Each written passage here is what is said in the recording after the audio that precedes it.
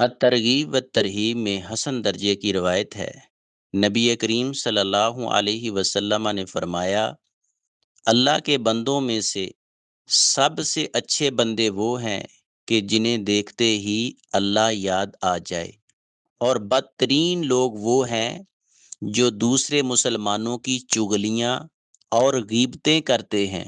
دوستوں میں نفرت ڈالنے والے، پاک باز لوگوں میں عیب تلاش کرنے والے۔ اس حدیث مبارکہ کا مفہوم یہ ہے، وہ بندے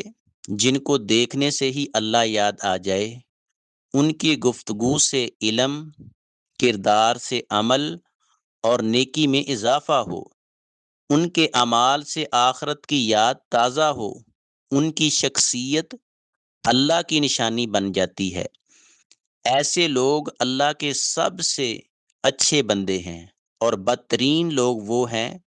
جو ایک کی بات دوسرے کو پہنچا کر فساد کرتے ہیں، نفرت اور لڑائی جھگڑا ڈالنے والے، جو دوستوں اور رشتہ داروں میں تعلقات توڑنے کی کوشش کرتے ہیں،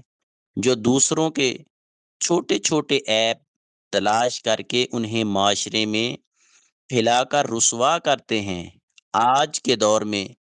سوشل میڈیا پر چغل خوری، گالم گلوچ، لڑائی جھگڑے اور فتنہ فساد کرنے اور کروانے والے بھی بہت زیادہ موجود ہیں، جن کا دن رات کام ہی لوگوں میں نفرت، لڑائی جھگڑا اور فتنہ فساد برپا کرنا ہے۔